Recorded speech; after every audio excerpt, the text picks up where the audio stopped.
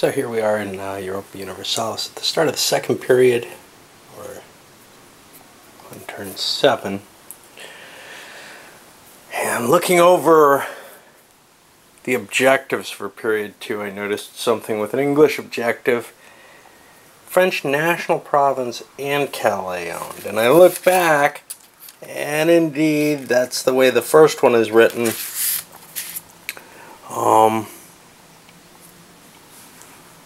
That's a step further than was accomplished.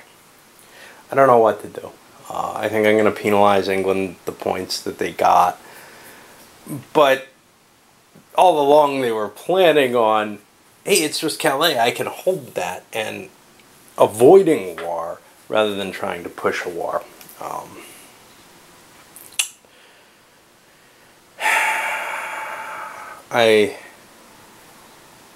I mean, it's one of those situations when if you play with other people, you feel like you have to kind of try to, reach some sort of middle ground, because if someone thought that, well, worst comes to worst, it comes down to, hey, it was your mistake, you didn't read it carefully enough. But what if I, as the person running the game, explained it that way, and they made that error? Because that's really kind of along the lines of what we're seeing here.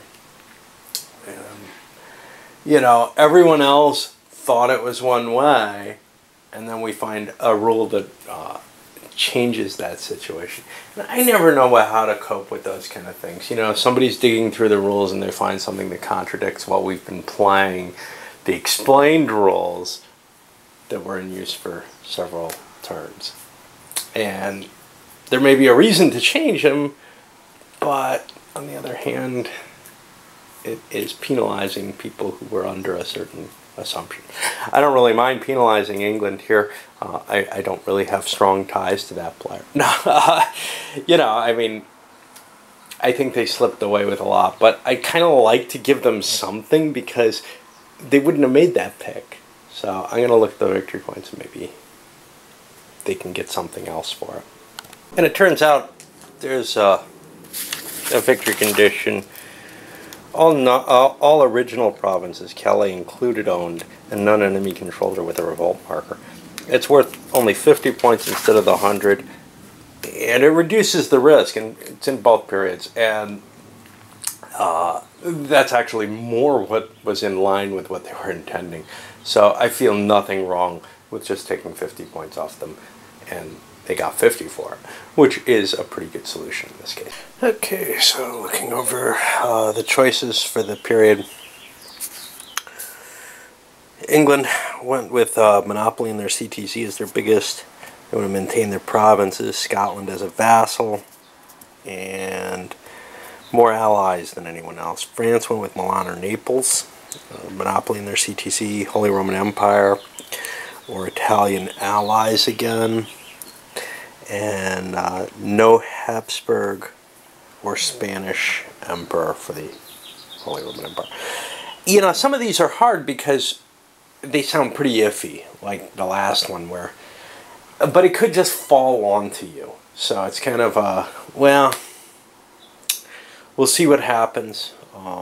It looks more likely than some of the other alternatives, but I didn't pick it high because I'm not putting a lot of effort into it.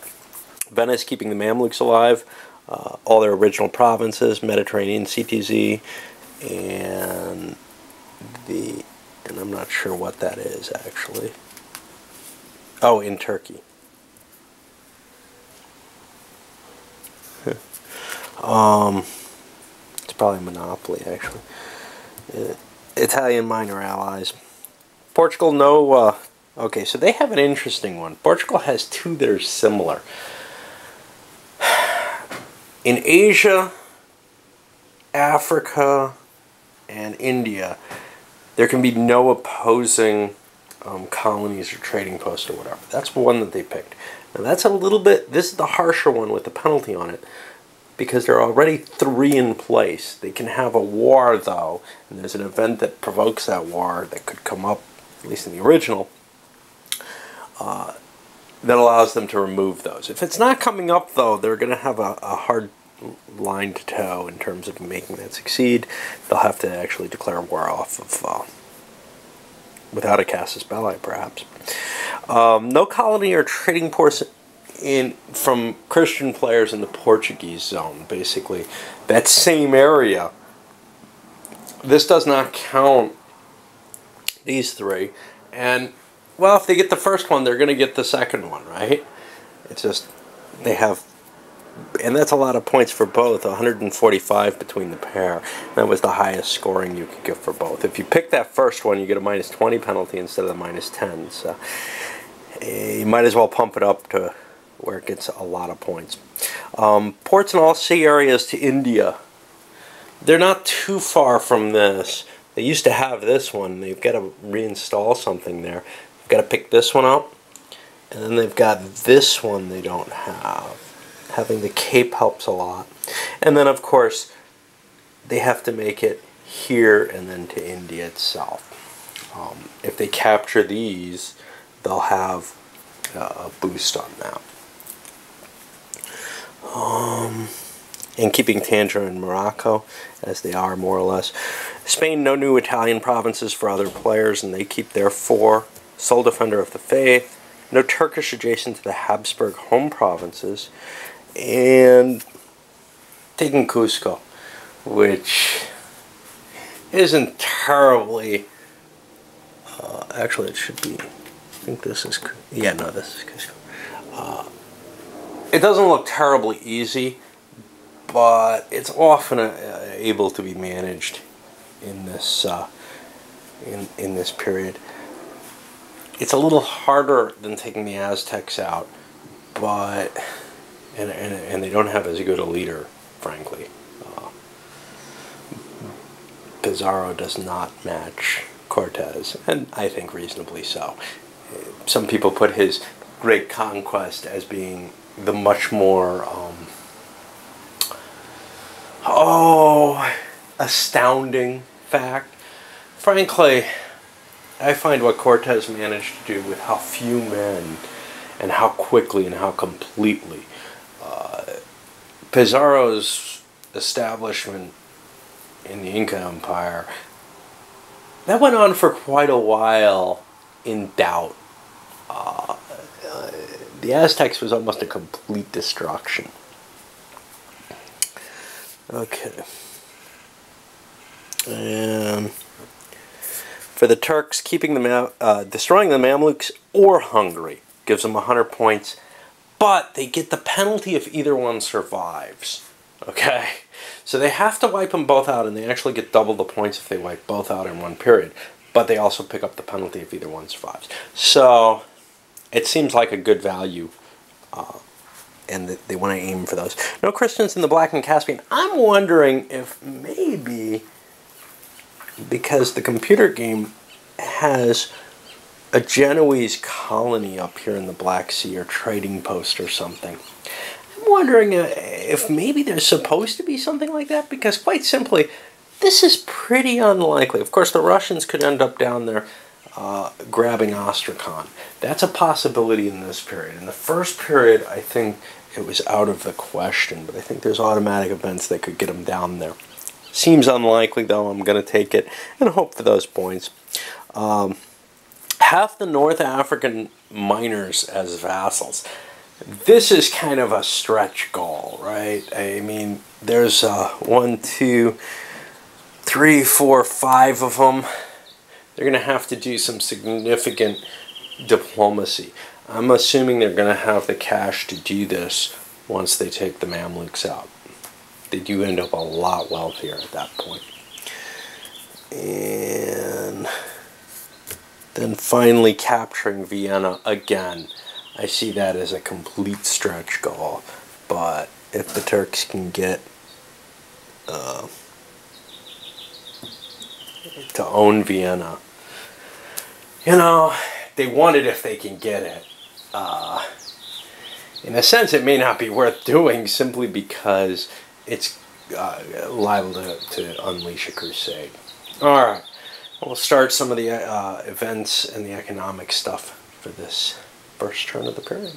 Okay, so the monarch survival tests for the 7th turn were done, and Venice came up with an early death. Okay, that happens. Unfortunately, rolling on the table, I ended up getting fragile health, but I thought I had gotten a baby. I forgot you make 2 rolls, one for special consequences and one for the age. I thought I got a baby, and then I rolled again and I got a teenager. And honestly, I just do not buy those possible results for the Venetian dodge. Is it potentially... I guess it could happen, but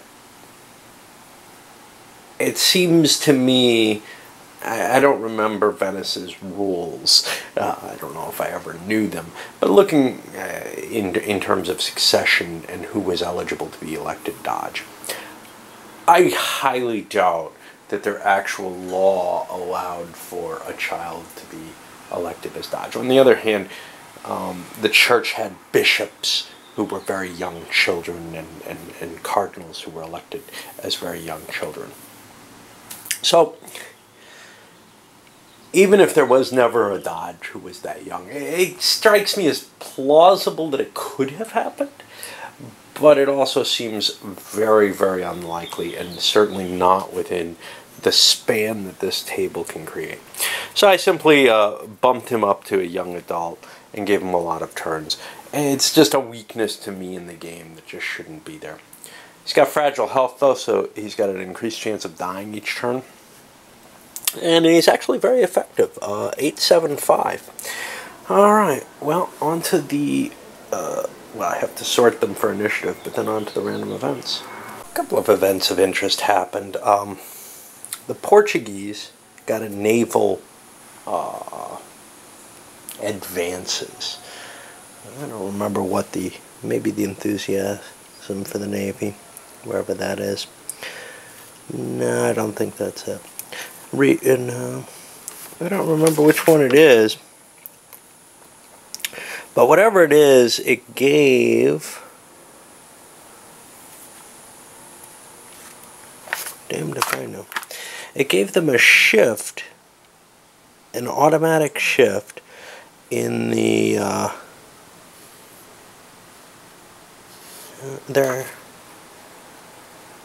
may either receive 10 Navy free and increases naval technology by a box. I'm not quite sure how to read that. Is it one? Is it the other? Is it both? What? Anyway, I ended up giving them the benefit of it for whatever reason, because that's different from how the enthusiasm for the Army, which says you may either receive this and increase land and technology. Yeah, I'm guessing they shouldn't get the Navy. What they took was a bump in the box, which actually gave them the galleons level automatically. So they have a better table for combat, and at some point or another, I'm not sure if it's galleons, it's going to give you an advantage on some of your exploration die rolls and stuff like that. I'll get rid of those fleets because it is a choice. It's supposed to be either 10 ships or that. No, both are interesting. The Portuguese are going to build ships no matter what. They were going to make a naval tech roll. This gives them a guarantee up on that, and now they can do an army tech roll if they wish. I'm not sure they particularly do. They kind of don't want to advance tech because the things they're going to be fighting are down at the bottom, really. They're not feeling likely to be at war with most of the player powers. On the other hand, they do have to worry about the Islam, which is for these guys. They'd like to knock those out before their tech gets too high. Other than that, the only other really exciting one, well, I'd say there's maybe two. The French didn't get the only excellent minister, but they got a very good one. They got a 9 admin, 9 dip. The Spanish got a 9 military, which isn't hurt. It's valuable, but it's only a 1 point, so it doesn't hurt their heir, who I don't think can be hurt anyway, because I think Charles V is pre-programmed. But it's kind of nice when you only get a 1 point boost, because you don't have to pay any penalty for that. Then, one other.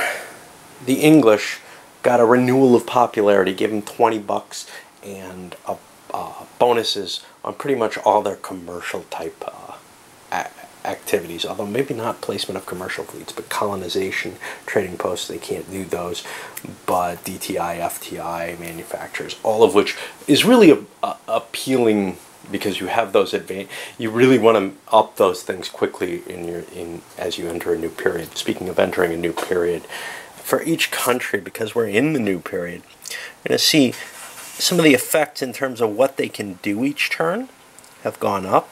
Their basic forces changes. I have to mark that down, I forgot. Minimum leaders can change, how much they can buy each turn, as well as the limits on FTI, DTI, the counters they can have for manufacturers, colonies, trading posts, the number of warships they can build a turn, and the base size of their military forces. This one's kind of tricky because what do you do in some cases like France or Turkey? The number of cav decrease in the military. What do you do about that? I try to branch them off if there's no room for my tournament to infantry, because honestly, you probably could convert the cav to infantry. That would actually be what would be happening. Really, you kind of have to guess your way through these things and fake them as you go. I'll still do the political events. I'm not going to do the economic stuff on this tape. I'll move that to the next one. Hopefully it won't be a long military round. Okay, in the political events, a painful set. First of all, well, in terms of added wars, it's going to be a pain on me, and that may not be necessarily bad on all the countries. For example, Portugal got the Oman-Aden War. These both declare war on them. They're in the Turkish box. I've got to drop these suckers here, and let me just put this here for now. I'll explain that in a moment. This is what they want. These are weak forces. They can hopefully handle them. I'm not sure. Do we have... See here? Yeah, Islam's not going to be rising in power in terms of technology. So they're not going to bump into the Renaissance. So that's a big help for the Portuguese. They really wanted to get this out of the way early while they have that advantage. And they're hoping that indeed they can take care of it quickly. On a positive note, no bad weather. Next one was from the next period. It's the Amsterdam Stock Exchange, which has really no effect. The third one was also from the next period. It was supposed to be the Dutch Revolt. That can't happen early. I'm kind of disturbed that it can't happen early. I kind of wish it could.